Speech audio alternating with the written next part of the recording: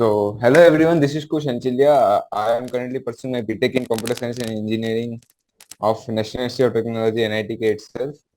आज हम लोग कल के लेक्चर के कंटिन्यूएशन में लॉस ऑफ मोशन के कंटिन्यूएशन में ये चैप्टर फिफ्थ जो हम लोग कर रहे हैं, तो उसी के ऊपर ही हम लोग कंटिन्यू करते हैं।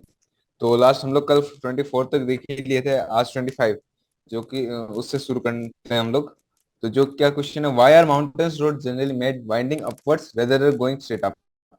तो माउंटेन रोड्स जनरली क्या होते हैं, winding upwards in the sense, मैंने कल इसके ऊपर थोड़ा सा देखा कि माउंटेन रोड्स जनरली ऐसे बनाए जाते हैं, ऐसे ऐसे गोल घूम के। डायरेक्ट यहाँ से आप पहाड़ी चालू करोगे डायरेक्ट नहीं होता है। इसके दो रीजंस। सबसे पहला, आप टेढ़ा जा रहे हो तो एक तो आपको डायरेक्ट यहाँ पे स्लोप का एंगल बहुत ज्यादा नहीं होगा, मतलब आपका यहाँ पे फोर्स हमको पता ही है। कल हम लोग बहुत सारे एग्जांपल्स में देखा था, जब हम लोग ऐसे रहते हैं तो यहाँ पे एम जी कॉस थीटा लगता है, और जैसे जैसे थीटा सॉरी यहाँ पे एम जी साइन थीटा लगता है। तो जैसे जैसे थीटा बढ़ेगा एंगल, ऐसे माउंटेन एकदम पूरा एंगल में होता है ऐसे, तो जैसे जैसे थीटा बढ़ रहा है तो यहाँ पे आपका फोर्स ज्यादा लग रहा है। तो मतलब आप आप ऐसे और टेढ़े हो रहे हो, तो आपकी गिरने के चांसेस बढ़ जाएंगे। तो वो बहुत मुश्किल है, वो चीज नहीं चाहिए अपने को। अपने को चाहिए कि सही से पहुंचे आदमी। तो अपन ऐसे टेढ़ा टेढ़ा टेढ़ा टेढ़ा टेढ़ा ऐसे ऐसे बनाते हैं हम लोग चीजों को। अब ऐसे बनाने का फायदा पहली बात क्या है, एक तो पहली बात आपको कटाई में एक आसानी होगी, क्योंकि सीधा काटना भी बहुत मुश्किल है। दूसरी बात, ये जो एम जी कॉस थीटा, इसको दो इट इज एन एक्सपेंसिव, क्योंकि आप टेढ़ा जा रहे हो तो आपको लंबा लपेटना पड़ रहा है, सीधा जाने से आपको कम। But it is still security की परस्पेक्टिव, जहाँ पे आप सिक्योर, मतलब आप थोड़ी शांति से जा सकते हो। यहाँ पे पूरा रिस्क की चांस है। एक तो यहाँ टेढ़ा जा रहे हो तो आपके ऊपर फोर्स कम लग रहा है, क्योंकि आपका एंगल कम होते जा रहा है, मतलब इतना ही एंगल रहेगा ना। ऐसे पहले आपका ऐसे होता है माउंटेन्स, ठीक है। यहाँ तो आपको भाई बहुत ज्यादा एंगल, गिर ही जाओगे आप ऑलमोस्ट। फ्रिक्शन उतना हैंडल नहीं कर पाएगा। यहाँ पे आपका एंगल एंगल कम है, तो आप आसानी से पहाड़ी चढ़ पाओगे। यही कारण है माउंटेन का। मतलब वो से टेढ़े टेढ़े टेढ़े हम लोग लपेटते हैं माउंटेन को, जब रोड बनाते हैं उसके ऊपर। और माउंटेनियर्स को भी अगर हम लोग देखें तो वो जनरली ट्राई करते हैं साइड में जाना, और जब भी स्ट्रेट उनको जैसे सीधी पहाड़ी वो रस्सी का ऑलवेज यूज करेंगे, क्योंकि उनको भी पता है कि गिरने के चांसेस बहुत ज्यादा है यहाँ पे। तो उसी बात का ध्यान रखना, इसी उसी की वजह से माउंटेन के रोड टेढ़े बनते हैं। तो नेक्स्ट क्वेश्चन है, नेक्स्ट अपना एक क्वेश्चन है 5.26 पे हम लोग आ जाते हैं। नेक्स्ट क्वेश्चन है, mass of 2 kg suspended with thread heavy. Okay, 2 kg mass है यहाँ पे सस्पेंड किया हुआ है। Thread of CD of the same type is attached to the other end, CD को ऐसे लटका दिया। Okay fine. Lower thread is pulled gradually. अच्छा, नीचे वाली रस्सी को आप खींच रहे हो harder and harder in the downward direction so as to apply force on heavy which of the threads will break and why. Okay, आप धीरे धीरे धीरे धीरे धीरे धीरे खींच रहे हो, तो फाइन। तो ए बी में दोनों दोनों फोर्स लग रहे हैं, तो ए बी टूट जाएगी। आप एक झटके से खींचोगे तो ए बी को कोई फर्क ही नहीं पड़ेगा। इसमें दो केस बनेंगे, एक तो आप धीरे धीरे धीरे धीरे सीडी को खींच रहे हो, तो सीडी में थोड़ा कम कम कम फोर्स जा रहा है, एबी में बहुत ज्यादा जा रहा है, क्योंकि आपको फोर्स प्लस उसको वजन दोनों मापना पड़ रहा है। तो एबी के ऊपर बहुत ज्यादा है, तो एबी में सबसे पहले टूटेगा। अगर आप एक झटके से खींचोगे तब एबी को पता ही नहीं चलेगा, तब तक सीडी टूट जाएगा। तो उस केस में सीडी टूट जाएगा। यहाँ पे शायद जनरली ग्रेजुअली पुल कर रहा है, तो मेरे हिसाब से ए भी टूट जाएगी यहाँ पे पहले। In the given problem what is the lower thread, हाँ जब वही मैं बोला था, सीडी टूट जाएगी इस केस में। टू मासेस 5 kg और 3 kg है, suspended with the help of massless inextensible string S one in the figure 5.6। Okay, T1 T2 calculate करना है, गोइंग अपवर्ड्स विद एक्सीलरेशन को। ओके फाइन, सब पूरा 2 मीटर पर सेकंड स्क्वायर से ऊपर जाना है। Fine fine fine fine works. देखते हैं इसमें थोड़ा सा हम बनाने की कोशिश करते हैं। 5 kg में यहाँ T2 लग रहा है। और हाँ, मैं बता देता हूँ, इस टाइप के सारे सवाल फोटो की बना के, photo in the sense free body diagram, हम लोग में इसको फोटो बोलते हैं। फ्री बॉडी डायग्राम मतलब उसके ऊपर सारे जो भी फोर्सेस हैं वो सब अपन दिखाते हैं। ऊपर क्या लग रहा है, T1, और ये नेट जा रही है ऊपर 2 मीटर पर सेकेंड स्क्वायर से। नीचे मास 5 kg और जी लग रहा है, तो 49 न्यूटन लगभग लगभग यहाँ पे लग रहा है। तो T2 + 49 हम लोग क्या लिख सकते हैं यहाँ पे, हम लोग लिख सकते हैं T2 + 49 is equal to T1। और नीचे वाली बॉडी में क्या होगा, T2। T2 क्या है, इसको भी 2 मीटर पर सेकंड स्क्वायर से ऊपर ले जाना है। अच्छा, T2 + 49 = T1, ये तब होगा जब बैलेंस होगा। ठीक है, अभी फिलहाल क्या है, 2 मीटर पर सेकंड स्क्वायर से ऊपर जा रही है। T1 - T2 + 49 जो कि नीचे लग रहा है, ये चीज क्या होगी, इसका मास जो कि है 5 kg into 2 metre per second square से ऊपर जा रहा है। दूसरी इक्वेशन T2 जो कि 3 kg पे लग रहा है, तो T2 - 3 kg का वजन इंटू 9.8, इतना नेट नीचे लग रहा है इसकी वजह से, वजन की वजह से। ये नेट ऊपर जा रही है कितने, 2 की स्पीड से। तो बस यहाँ से T2 निकल जाएगा 3 × 9.8। हाँ, 3 × 9.8 अगर हम कर ले, चलो मैं 9.8 की जितनी जरूरत भी, 29.4 + 6, तो 35.4 आ रहा है लगभग लगभग। T2 35.4 आ रहा है, और T1 लगभग लगभग, एक काम कर 35.4, 35.4 + 49 कर सकते हैं, +10, तो T1 पे होगा 94.4, लगभग लगभग इतना इतना फोर्स रहेंगे इसके ऊपर। ठीक है, आसान क्वेश्चन कर सकते हैं ये। इसमें बेसिकली आपको फ्री बॉडी रहेगा, मतलब टोटल फोर्स दिखा देता है कितना लग रहा है। टी ऊपर दिख रहा है, T1 ऊपर लग रहा है, नीचे T2 वहां पे उस रस्सी को खींच रहा है। उस प्रकार से क्वेश्चन हम लोग कर सकेंगे। हाँ, नेक्स्ट क्वेश्चन की तरफ बढ़ते हैं। एक सेकंड, हाँ नेक्स्ट क्वेश्चन की तरफ हम लोग बढ़े। Block of weight 100 kg, 100 N, rest on frictionless inclined plane of slope angle 30 degree. Okay fine, 30 degree के एंगल पे ये सब बैठे हैं।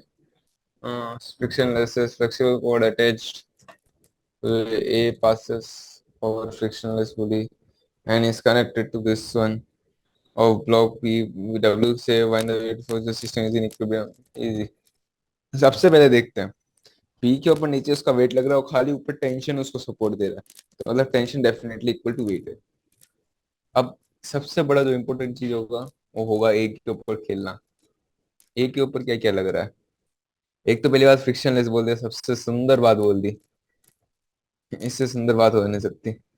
mg cos 60 यहाँ लग रहा है, यहाँ से इसको टेंशन खींच रहा है, यहाँ पे mg sin 30 लग रहा है। तो अपने को क्या बोला, इंक्लाइंड प्लेन पुली फ्रिक्शनलेस, प्लेन भी फ्रिक्शनलेस, तो टेंशन क्या होगा mg sin 60 के बराबर, क्योंकि perpendicular forces don't act on each other. Tension क्या होगा बेसिकली मतलब अगर ये बिना इसको, ये एकदम दिमाग से होने वाला क्वेश्चन, फोटो देखो ढंग से, फोटो को एनालाइज करने से आराम से हो जाएगा। वी के ऊपर नीचे वेट लग रहा है, ऊपर खाली टेंशन उसको खींचने वाला है। हम लोग ऐसे सोचे, यहाँ से उसको खाली टेंशन खींच रहे, यहाँ mg sin 60 है, ये दोनों को भूल जाओ क्योंकि ये दोनों परपेंडिकुलर है, ये दोनों आपस में कट कुट के मर जाएंगे। यहाँ mg sin 60 लग रहा है और यहाँ पे टेंशन लग रहा है, अब उसको इक्विलिब्रियम चाहिए, यहाँ पे भी नहीं हिले, यहाँ पे भी नहीं हिले, तो tension must be equal to mg sin 60, mg sin 30। इसका आंसर क्या होगा, mg sin 30। mg हम लोग 100 दिया हुआ है, sin 30 मतलब हाफ, 100 × हाफ हो गया 50 न्यूटन, तो टेंशन होना चाहिए 50 न्यूटन, और टेंशन 50 न्यूटन उस हिसाब से वेट, वेट मतलब 50 न्यूटन, और जी अगर 10 मीटर पर सेकंड से, तो 5 kg वेट होना चाहिए। वेट और मास, सॉरी इसमें भी एक शायद कंफ्यूजन होता है, weight is the force, mass is the kg, तो वेट हमेशा न्यूटन में होगा, तो वेट हमेशा 50 न्यूटन, वेट 50 न्यूटन होगा, और मास होगा 5 kg, 5 kg का भार होना चाहिए इसके ऊपर। ठीक है, a block of mass m is held against a rough vertical wall by pressing, okay fine fine, official friction is division due to gravity g। Okay fine, ये क्वेश्चन शायद जेई में आया हुआ है, थोड़ा डीप से समझते हैं इसको। ऐसे सिचुएशन क्या हो रही है, ये ब्लॉक है, यहाँ से आप फोर्स लगा रहे हो, ठीक है, इस फोर्स को बैलेंस करने के लिए यहाँ पे एक न्यूटन एंड नॉर्मल फोर्स आएगा एन, यहाँ इसके ऊपर नीचे एम जी लग रहा है, ठीक है, तो इसको बैलेंस करने के लिए यहाँ पे एक फ्रिक्शन भी आएगा, कितना आएगा, न्यू इंटू एन। ठीक है, और ये दोनों को इक्वल करना है, तो at the max mu into N आएगा, कम भी आ सकता है अगर एम जी उतना नहीं है तो at the max mu into N हम लोग समझ सकते हैं, और एन कितना है, एफ के बराबर, mu F equal to M G होना चाहिए कोई भी हालत में, greater than equal to M G होना चाहिए, तो force must be greater than equal to M G by new.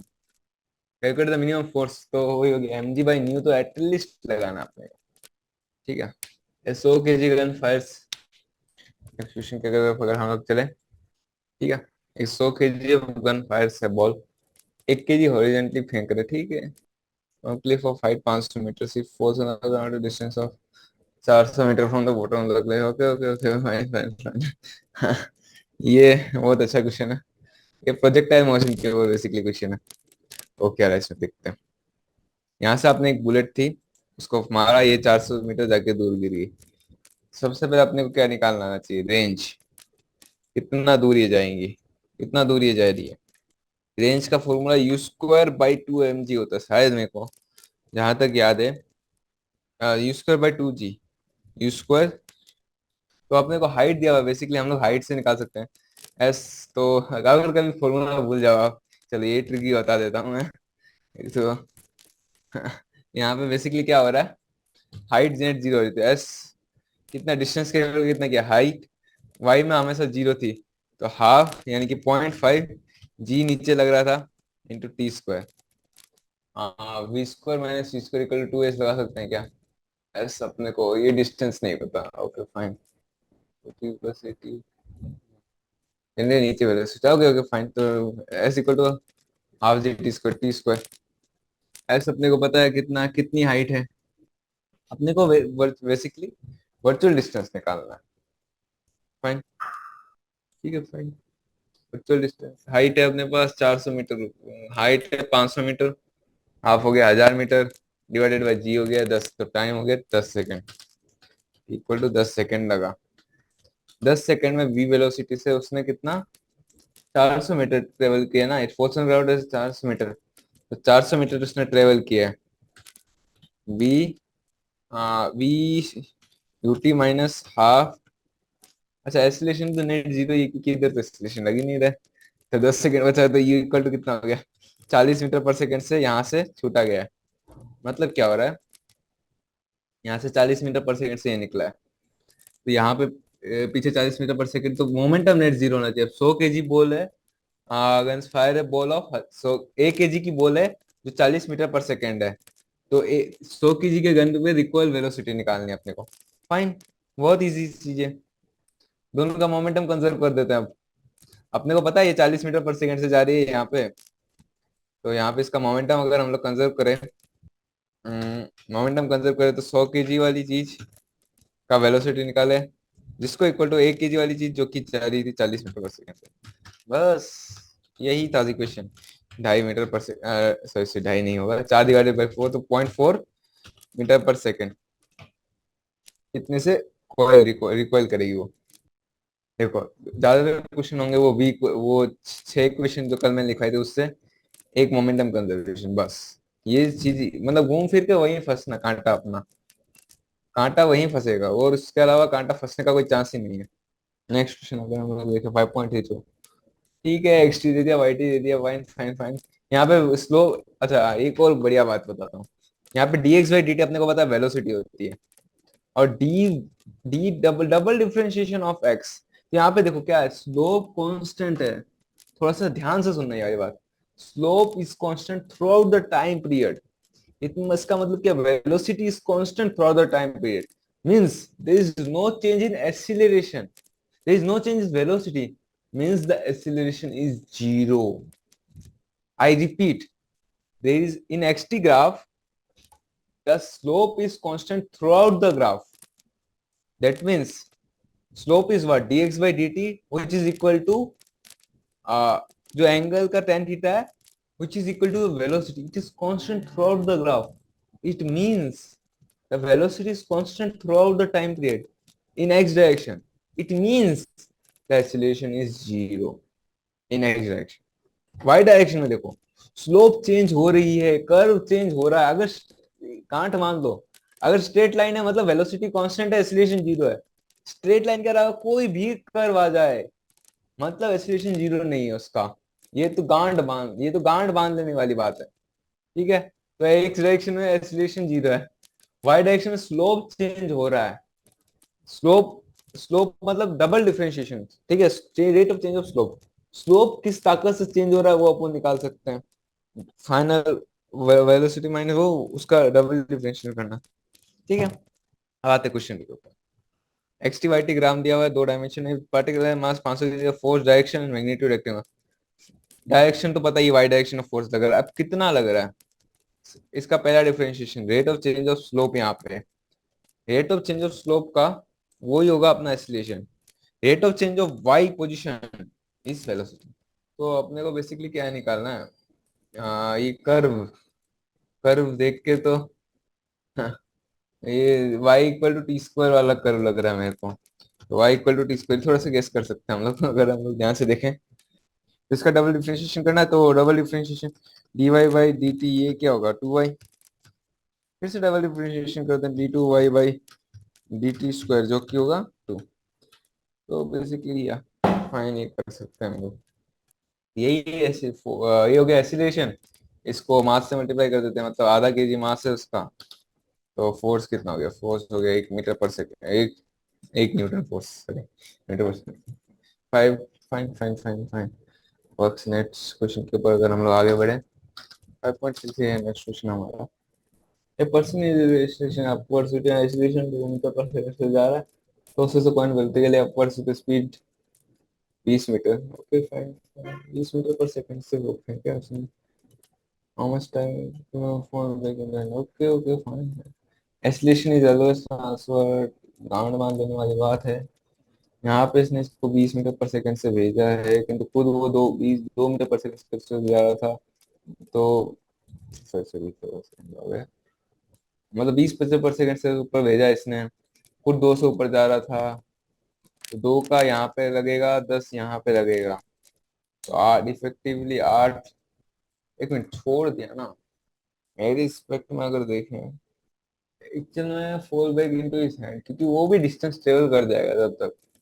बात ये कि वो भी 2 मीटर पर सेकंड से ऊपर जा रहा है, तो बीच में कहीं टकरा जाएगा उसके साथ। दोनों का एस बराबर होना चाहिए, ठीक है। अब जो कुछ भी हो, दोनों का डिस्प्लेसमेंट बराबर होना है, टाइम बराबर है अपने पास, दोनों का डिस्प्लेसमेंट बराबर है। एस इक्वल टू वेलोसिटी वाली इक्वेशन लगा सकते हैं, सबसे सिंपल इक्वेशन। टू क्या इक्वेशन लगाएंगे, दोनों का एस की इक्वेशन क्या होगी, उसकी एस की इक्वेशन होगी 2t minus half G T square, उसके ऊपर 0.5 जी टी स्क्वायर लग रहा है।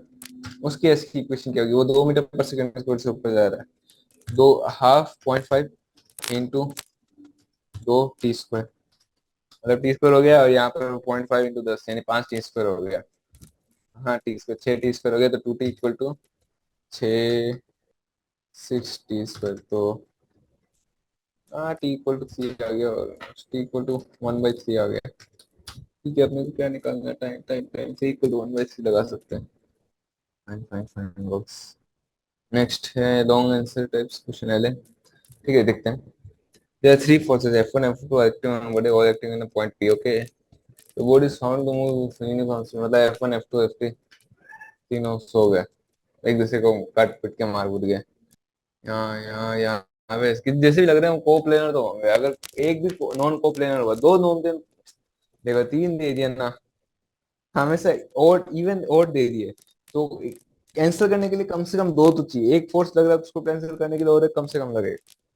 अब को प्लेनर अगर नहीं होगा, तो जो बाहर है प्लेन, जो बाहर है प्लेन को उसको मेंटेन करने के लिए और एक नॉन को प्लेनर होगा, तो जो प्लेन के अंदर है उसको वो मेंटेन नहीं होगा, तो कोई ना कोई नॉन मेंटेन होगा, अगर को प्लेनर नहीं, तो तीनों को प्लेन होना जरूरी है।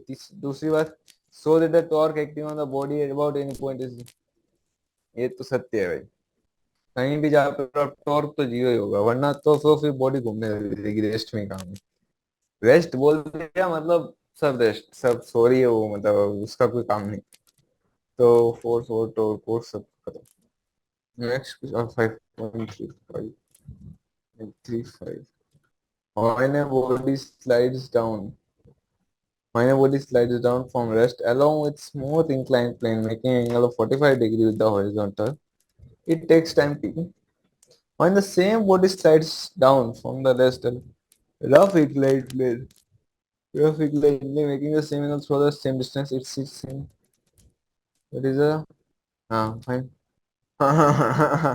तो टाइम क्या होगा, नेट फोर्स जब फ्रिक्शन नहीं लग रहा तो क्या है, mg साइन थीटा। हाँ सॉरी, हाँ जब फ्रिक्शन नहीं तो नेट फोर्स क्या है, mg साइन थीटा, जो कि इक्वल टू एक्सीलरेशन। तो एक्सीलरेशन अपने को पता है जी साइन थीटा है, और इनिशियल वेलोसिटी 0 है। तो time be equal to velocity नहीं लगा सकते, एस वाले लगा सकते हैं, fine fine fine S. Let suppose ये जो प्लेन का ये दूरी एस है, ठीक है, ये दूरी एस है, एस इक्वल टू 0.5, ए क्या है, जी साइन थीटा टी स्क्वायर, तो टी अपने वो मतलब टी 1 है। अच्छा थीटा भी दिया हुआ है तो हाफ हो गया, 1/√2 हो गया, 1/2√2 हो गया, 2√2 जी/2√2 मतलब 5/√2।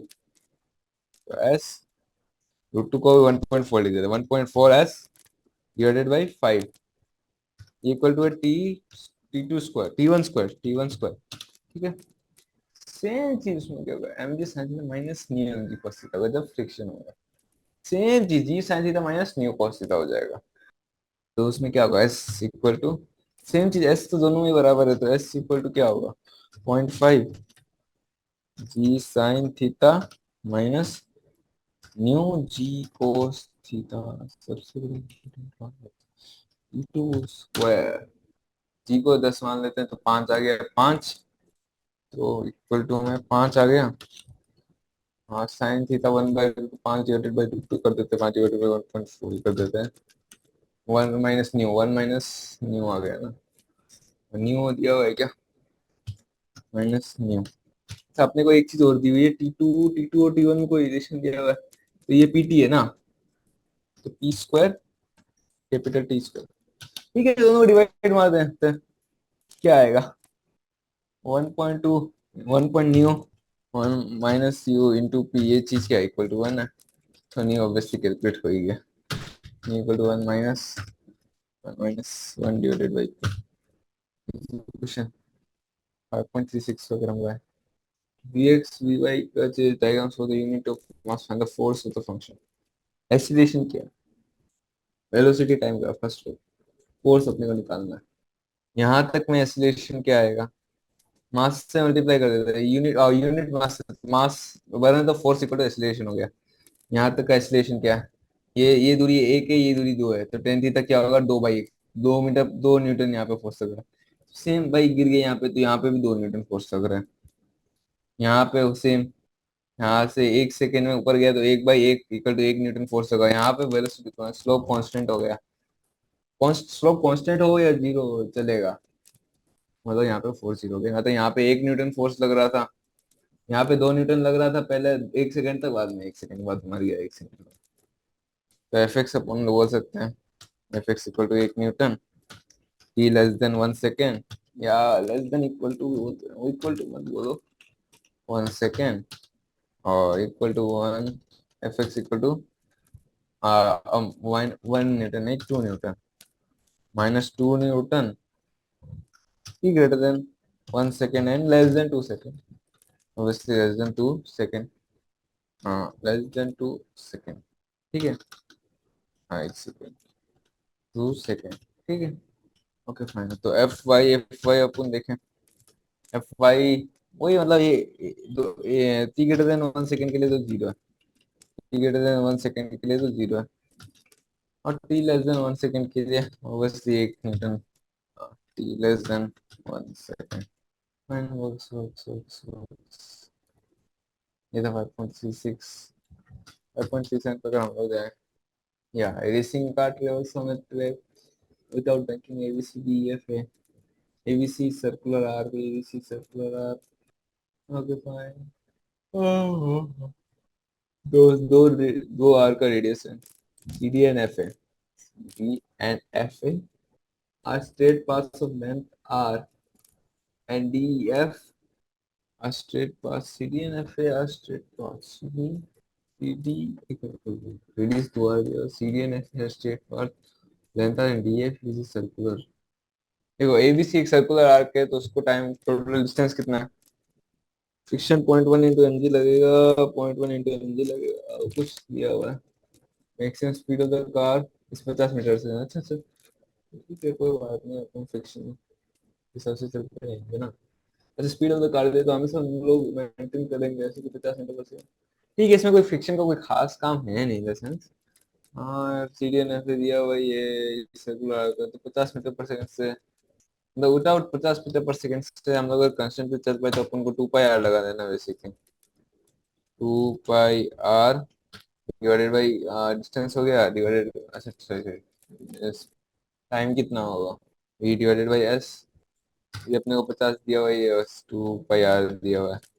बेसिकली फ्रिक्शन क्या होता है, सेंटर की तरफ रखते हैं यहाँ पे, ये सर्कुलर पाथ में जा रहा है ना, तो फ्रिक्शन एक्सीलरेशन यहाँ पे होगा, एक एक्सीलरेशन यहाँ पे होगा, तो फ्रिक्शन इस डायरेक्शन, फिर यहाँ पे लग रहा है कि तो वो कांस्टेंट स्पीड से यहाँ पे घूम रहा है, तो एक्सीलरेशन से यहाँ पे होगा, या यही आंसर है। 25 डिवाइडेड बाई आर, और आर इसका रेडियस 2r है क्या? तो उस तरह से देख लेना, तो एक बार ये लोग 2r में कंफ्यूज भी कर देते हैं। तो ये 37 गया, नेक्स्ट 38 पे अगर हम लगाएं, displacement vector of a particle mass m is given by rt equal to I cap a cos omega t plus j cap b sin omega t, so the trajectory is ellipse। obviously यहाँ पे देखो a cos है और sin है, अच्छा ए x cap में cos है और sin है, तो नेट अगर अपन देखें एट एनी टाइम क्या होगा, ए स्क्वायर प्लस बी स्क्वायर होगा, ये दिख रहा है अपने को, मतलब ये चीज कांस्टेंट है। अगर हम लोग क्या चीज इस चीज का फायदा उठा सकते हैं, अगर इस ये चीज cos है, ये चीज sin है, ये मतलब इसका कोई कॉम्बिनेशन है, इसका मतलब है वो चीज इलिप्स होगा। अब बस ये चीज पता चलते ही सबसे पहले आर को differentiate with respect to force निकालना है ना अपने को, डबल डिफरेंशिएशन कर देंगे आर को, ए का कोस का पहले साइन बनेगा, फिर से माइनस आएगा तो माइनस आ जाएगा, तो minus A cos A omega square cos omega t बनेगा, उसमें सेम केस हो जाएगा। अच्छा जब भी डबल डिफरेंशिएशन हो कोस का कोस ही आएगा, माइनस लेके आएगा, जब भी डबल डिफरेंशिएशन हो साइन का साइन ही आएगा, माइनस लेके आएगा। कितना इजीली याद रह सकते हैं ये सब बातें, B omega square sine omega t, इन दोनों का स्क्वायर रूट कर देते हैं नेट फोर्स निकालने के लिए, ये क्योंकि आई के पे जे के पे ए ओमेगा स्क्वायर आ जाएगा, कोस स्क्वायर वाले कोस स्क्वायर को खा जाएंगे, और ए का, हाँ वही मतलब ए ओमेगा स्क्वायर है तो ओमेगा स्क्वायर, अच्छा चलो ओमेगा स्क्वायर बाहर निकाल देंगे तो आ ही आ जाएगा, एक्सीलरेशन आएगा ऑब्वियसली, मतलब एफ, एक और डबल डिफरेंशिएशन करें तो ओमेगा स्क्वायर आर आ जाएगा, और प्रिसाइसली बोल रहे तो माइनस अपन 2 बार ला रहे हैं तो आर आ जाएगा, फोर्स क्या होगा मास से मल्टीप्लाई कर देंगे, जो कि होगा एम ओमेगा स्क्वायर आर, और प्रिसाइसली बोल रहे हैं तो माइनस लेके आ जाते हैं। नेक्स्ट क्वेश्चन अगर हम लोग देखें, cricket bowler releases a ball in two different ways, चलो 4 क्वेश्चन बचे हैं, फटाफट करते हैं। The giver will release it was in two different ways, give it in horizontal velocity, थोड़ा साफ कर देता हूँ बोल में। क्रिकेट बॉलर है एक जो दो बॉल को दो डिफरेंट तरीकों से फेंक रहा है, cricket bowler releases the ball in two different ways, giving it only horizontal velocity, giving it horizontal velocity and small downward velocity, speed vs the time of release is same, both are released at high touch from the ground, which one is better speed, मतलब it's the ground, okay fine fine fine समझ गया, ये वही question है, ये बहुत बार test हो गया क्या, फाइन फाइन हम लोग एक के ऊपर देखा जाए, 5.39 है इसका क्वेश्चन है। तो एक केस में उसने डायरेक्ट ऐसे वेलोसिटी फेंकी, एक में उसने थोड़ी नीचे करके वेलोसिटी फेंकी, ठीक है। अब कौन ज्यादा जोर से, आपने को ये बताना है when the ball hits the ground, तो ये तो वेलोसिटी कांस्टेंट है क्योंकि यहाँ पे फोर्स नहीं, अब यहाँ पे वेलोसिटी ऑलरेडी है, हाँ तो वो वेलोसिटी को क्योंकि बढ़ा ही रहा है ऑलवेज वेलोसिटी, तो इसके पास जब यहाँ पे गिरेगी ये सेम वेलोसिटी इतनी तो रहेगी, और ये वेलोसिटी जो थी वो इतनी हो जाएगी, और जब उतारो तो इसकी भेजेगी तो इतनी हो जाएगी, ऑब्वियसली वेलोसिटी कम है तो ऑब्वियसली नीचे उसकी वेलोसिटी ज्यादा रहेगी, फिर इजी क्वेश्चन। हाँ जेई में ये सब लोग ये सब आते हैं तो थोड़ा सा ध्यान रखना चाहिए, और जनरली वही 6 कल क्वेश्चन जो मैंने लिखाई वही जनरली सारे काम कर देते हैं। Four forces acting along P and forces F1 F2, very easy question, components करेंगे इसमें। दो का 45 डिग्री वाई वाई डायरेक्शन में देखते हैं पहले, यहाँ कौन है F2 है अपने पास, 2 है, F1 है, दो कोस 45 डिग्री यहाँ पे आएगा, तो दो का कोस 45 यानी कि 2 डिवाइडेड बाई 1√2, तो √2 यहाँ आ जाएगा, दो को पहले तोड़ते हैं, उसके बाद दो का यहाँ पे भी एक आएगा तो यहाँ पे एक √2 हो जाएगा, वन का एक यहाँ पे आएगा तो 1/√2 हो जाएगा, वन का एक यहाँ पे आएगा तो 1/√2 हो जाएगा, बस अब समझ में आ गया। तो F2 कितना, √2, सीधा √2 प्लस 1/√2 हो जाएगा। तो कितना हो गया, 2 + 1 3/2 हो गया। और F1 प्लस 1/√2 इक्वल टू √2 होगा, तो F1 क्या होगा, √2 माइनस 1/√2, 1/√2 ही हो गया। और नेक्स्ट क्वेश्चन है, rectangular ball slice on an inclined surface of this type 5.41 पे अगर हम लोग lies on a rough inclined surface, the coefficient of friction between the surface and the box is nu. Yet the mass of the box is m. At what angle will the horizon? Just like mg cos theta equal to nu mg sin theta. mg sin theta equal to क्या होगा, new mg cos theta। ये तो आप मतलब रट लो, इसको घोल के पी जाओ, मतलब अनगिनत क्वेश्चन आएंगे, सीधे सीधे क्वेश्चन आ जाएंगे जेईई मेंस में इसके ऊपर। ये तो घोल के पी जाओ। न्यू इक्वल टू क्या होगा, tan थीटा। ये जब भी होगा वो नहीं चलेगा। Force acting on the board नीचे आ जाएगा, नीचे तो mu m g sine theta minus mu m g cos theta होगा, इक्वल टू एम ई होगा। नेक्स्ट क्या होगा, बी क्वेश्चन पे अगर हम लोग आए तो नेट इसका नेट फोर्स नीचे कितना लगेगा, कोस थीटा। ठीक है। What is the force needed to be applied upwards along the plane to make the boss either dimension or just move upwards? Constant। हाँ वो इतने के बराबर लगा देना। अगर यहाँ पे अल्फा है, थीटा नहीं है, यहाँ पे अल्फा, अल्फा को मैं काम करता हूँ, एक्स से रिप्रेजेंट कर देता हूँ। ठीक है। इतना फोर्स अपने को अगर लगा दें अपन, तो ऊपर स्टेशन चले, फोर्स नहीं तो ऊपर स्टेशन, स्टेशन ए, अच्छा इसको स्टेशन ए से घुमाना, तो फोर्स प्लस ये चल रहा है। ठीक है। अब ये माइनस कर दो, इक्वल टू एम कर दो, बस चारों क्वेश्चन एक ही इक्वेशन से सॉल्व हो गए। बस डायरेक्शंस अपने को पता होनी चाहिए। हाँ, तो एम जी साइन थीटा यहाँ लग रहा है। अब यहाँ जाने की चाहता है तो न्यू यहाँ पे लगेगा एम जी कॉस थीटा। या अब ऊपर जब ये पहले तीन के लिए, अब नीचे और जब ऊपर एफ लगना चाहता है ना, तो न्यू भी यहाँ पे लगेगा, खुद का मास भी यहाँ पे लगेगा। तो उस हिसाब से बस बैलेंस कर देना अपने को। नेक्स्ट है फिर 5.42, होपफुली लास्ट क्वेश्चन से आज के भी और इस चैप्टर के भी। Helicopter of mass 2000 kg rise vertical acceleration of 15 metre per second square. ठीक है। 15 मीटर पर सेकंड स्क्वायर से ऊपर जा रहा है, total mass of the Q passenger is 500 kg। Okay okay okay. ठीक है, मतलब 2500 लोग ऊपर जा रहे हैं। Direction of the force on the floor of the helicopter by the crew and the passenger. Okay, so crew and passenger, crew and passenger को ऊपर ले जाना अपने को। अच्छा, ऐसे सोचे, क्रू एंड पैसेंजर को अपने को ऊपर ले जाना 15 मीटर पर सेकंड स्क्वायर से। जितना वो फ्लोर, उसके ऊपर कौन फोर्स लगाएगा, सिर्फ फ्लोर फोर्स लगाएगा उसके ऊपर। फ्लोर को ऐसे इतना ज्यादा फोर्स लगाना है कि वो 15 मीटर पर सेकंड स्क्वायर से ऊपर जाए। तो 500 वालों को पहले 10 काटना है और 15 लगाना, तो 25 मीटर पर सेकंड का फोर्स लगाना। 500 इंटू 25 हो गया आंसर। ऐसे याद रख सकते हैं, 125,000 न्यूटन, यानी 12.5, हाँ 12.5 टन लगाना पड़ेगा almost. Actor of the rotor, अब रोटर को पूरा 2500 केजी 2000 केजी हेलीकॉप्टर का और 500 केजी मास, पूरे 2500 केजी को 10 मीटर पर सेकंड को काटना भी और 15 से ऊपर ले जाना, यानी 2500 इंटू 25, 625 न्यूटन, साढ़े बासठ टन फोर्स लगाना पड़ेगा। हेलीकॉप्टर दीजिए सराउंडिंग एयर, वही मतलब सराउंडिंग एयर से। तो अगर रेजिस्टेंस एयर को क्या मान रहे हैं अपन, मेरे हिसाब से अगर एयर इतना फोर्स नहीं, एयर का रेजिस्टिव फोर्स होता है, लेकिन उसको कंसीडर कर रहे हैं कि एयर फोर्स ऑब्वियसली लगाती है, मतलब ये लाइफ में लगाती है, बट कंसीडर करेंगे कि नहीं करेंगे, देखते हैं। ये इसको देखते हैं फटाफट, थोड़ा सा फोटो जो मैं बनाना चाहता था। पहले अपन देखते हैं फ्लोर वाले केस में। फ्लोर वाले केस में हाँ, फ्लोर वाले केस में यहाँ पे सारे पैसेंजर बैठे हैं, तो ये फ्लोर को ही 2500 500 लोगों को ऊपर उठाना है, तो इन द सेंस वैसे लगाना है अपने को। ठीक है। अब जब राउटर का केस आएगा, राउटर का जब केस आएगा, तो उसको पूरे 2500 लोगों को 10 metre 15 metre per second square से ऊपर ले जाना है।